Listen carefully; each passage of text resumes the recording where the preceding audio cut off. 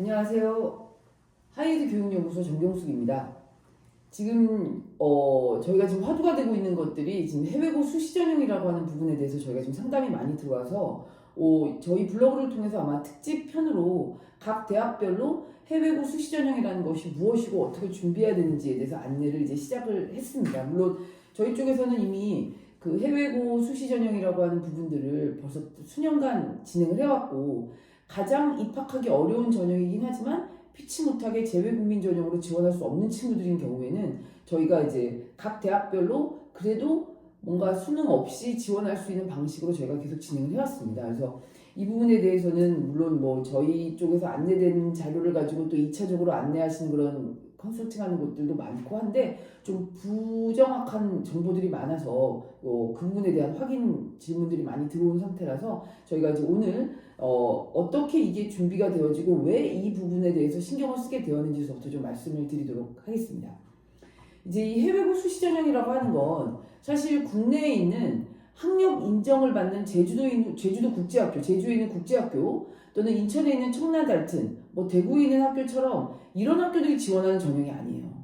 이거는 해외고 수시 전형이라고 하는 건 말 그대로 우리 국적 밖에 있는 해외에 있는 고등학교를 졸업한 학생들이 지원을 하는 전형입니다.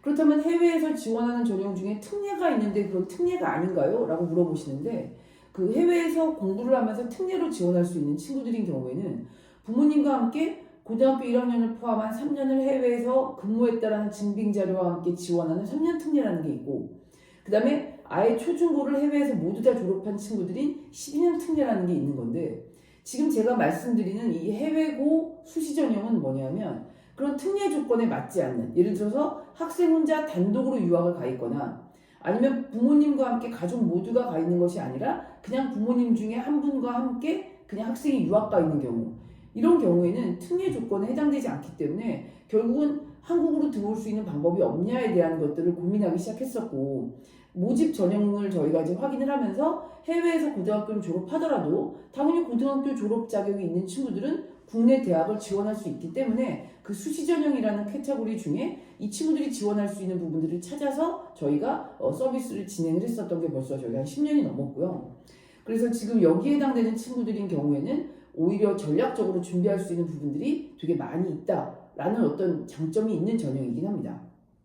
또한 조금 더 다른 방식으로 이 전형을 좀 접근하자면, 지금 현재 고등학교 2학년이 된 친구들서부터 우리나라 지금 고등학교 성적 시스템, 평가 시스템이 변화가 됐어요. 등급제도 5등급제로 바뀌었고, 또 뭐 진로 체험, 뭐 진로 탐구에 대한 것들을 확인하겠다고 해서 굉장히 그 선택해야 될 과목의 숫자들도 많아졌고, 이런 상태에서 만약에 이 부분이 전략적으로 진행되지 않아서 결국은 그 생기부 베이스 내에서 내가 결국은 서울에 있는 대학을 지원할 수 없이 지방에 있는 대학도 가기 힘든 그런 어떤 성적이나 또는 생기부의 어떤 나열이나 이런 것들이 되어 있는 친구들이 있단 말이에요. 그러면 그런 친구들은 고등학교 1학년이 지나는 시기까지가 마지막 트라이얼 시기라고 보고, 고등학교 1학년 중간고사, 기말고사까지 보고 나니 이 성적 그대로는 도대체 그 좋은 대학을 가기가 힘들다라고 하는 경우에는 저희가 다시 해외에 있는 고등학교 쪽으로 진학을 해서, 그쪽은 9월서부터 1학기가 진행되기 때문에 다시 고등학교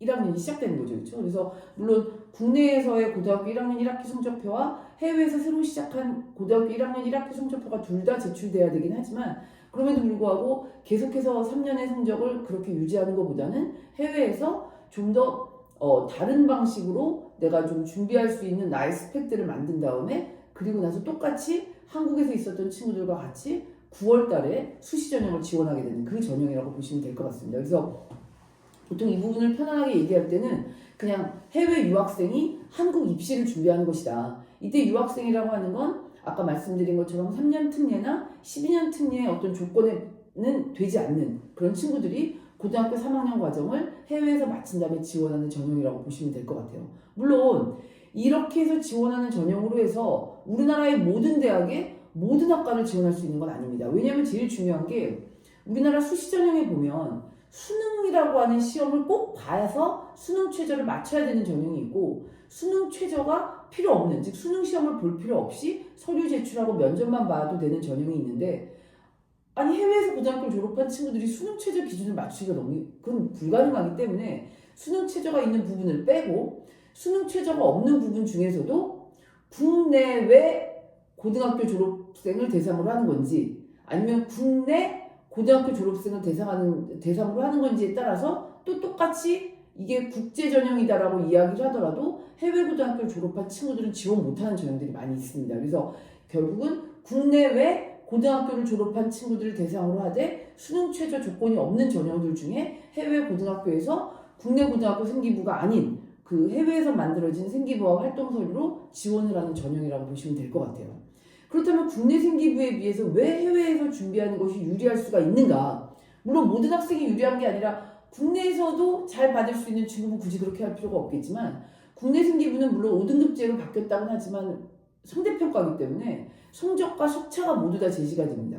근데 해외에 있는 또는 국내에 있는 국제, 물론 국내에 있는 국제학교는 여기에 해당되는 건 아니지만 그 국제학교라고 하는 곳들은 절대평가 기준이고 상대평가가 아니기 때문에 차가 나오는 것이 아니라 성적만이 제시된다는 그 부분이 크게 장점으로 작용을 할 수가 있습니다. 그래서 그런 부분들로 지원하는 전형이라고 보시면 될 것 같아요. 그래서 일부러 전략적으로 지금 중3이나 고1을 지내고 있는 친구들 중에서도 안 되겠다. 전략을 바꿔서 이런 걸로 제 입시 방법을 바꿔야겠다라고 하시는 분들은 지금 현재 저랑 같이 상담을 진행하면서 고등학교 1학년 과정에서 지금 어떻게 진행되고 있을지 성적이 어떻게 나올지를 지금 지켜보고 있습니다. 그래서 저희가 기말고사 또는 중간고사까지 봤을 때 뭔가 방향이 잡히지 않는 친구들은 저희가 바로 해외에 있는 저희가 이제 컨설팅을 하고 있는 고등학교로 이제 전학 새롭게 입학할 준비를 지금 하고 있거든요. 그래서 그런 상담들이 저희 쪽에서 진행되고 있다는 걸 좀 아셨으면 좋겠고, 그 다음에 그 해외고 수시라는 것이 이런 식으로 활용할 수 있다는 것을 아실 수 있는 어떤 그런 안내들을 계속 보내드리려고 저는 의도하고 있습니다. 그래서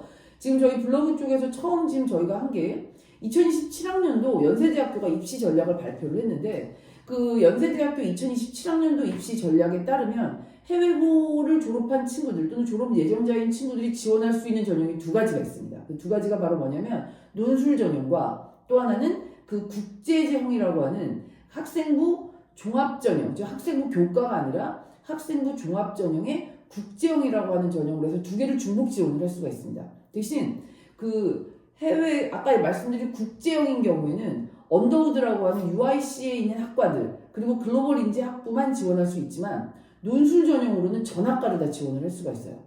그럼 이 논술 전형을 그러면 해외고에서 어떻게 준비하나요? 라고 얘기하시겠지만 뭐 이거는 3년이라는 기간 동안 해외 생기부에 대한 어떤 활동을 준비하시면서 이 부분을 지속적으로 저희가 지금 도와드리고 있습니다. 그래서 기본적으로 그 한국 교과 과정 기준으로 인문계열과 자연계열로 논술이 진행되고 있기 때문에 그런 부분들을 함께 준비하신다면 연세대학교만 하더라도 2번을 지원할 수 있는 그런 기회가 있다고 보시면 될 것 같아요. 그래서 물론 이런 부분들은 모든 학생들이라기보다 개별적으로 진행해서 어떤 게 우리 학생한테 맞는지를 보는 게 중요하기 때문에 뭐 계속해서 좀 상담을 받으셔야 되겠지만 한국에서 계속 공부하는 방식으로 연대를 지원할 수 있는 성적이 나오지 않는다면 해외 쪽으로 고등학교를 옮기신 다음에 지원을 하실 수 있는 방법이 있다는 걸 아시면 될 것 같고요. 그 다음에 지금 연세대학교에서 새로운 학과가 생겼습니다. 그 새로운 학과가 이름이 뭐냐면 제가 지금 아직 잘 외우지를 못하는 이름인데 진리자유학부 이렇게 안 외워지나요? 연세대학교에서 진리자유학부라는 걸 신설을 했습니다. 그 진리자유학부가 뭐냐면 서울대의 자유전공학부하고 똑같은 거예요. 그러니까 무전공학과라고 해서 전공을 정하지 않은 채 1학년을 마치고 2학년 때 전공을 정해서 가는 그 진리자유학부라는 게 있는데 그 진리자유학부도 아까 말씀드린 학생부 종합전형 국제형으로는 진리자유학부를 지원할 수 없어요. 하지만 해외고 졸업한 학생이 국제형과 동시에 연세대학교에 논술 전형으로 지원할 경우에는 이 진리 자유학부에 지원을 할 수가 있습니다.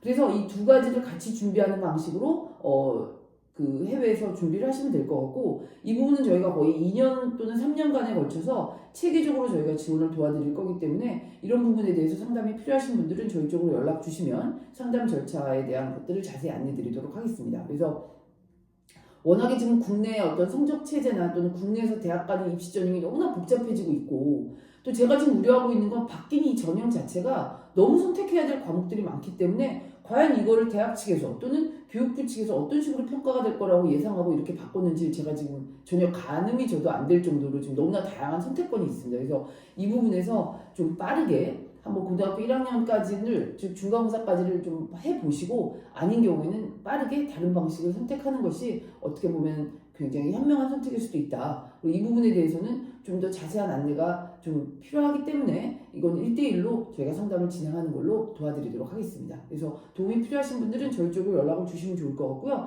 그다음에 저희 블로그에 보시면 이 해외에서 유학을 하고 있는 친구들이 한국 입시를 하기 위해서 각 대학별로 어떤 전형들이 있는지에 대한 안내가 계속 나갈 거기 때문에 블로그 찾아오셔가지고 그쪽에 알람 등록하시고 새로운 글이 올라올 때마다 정보 받으셔서 참고하셨으면 좋겠습니다. 네, 감사합니다.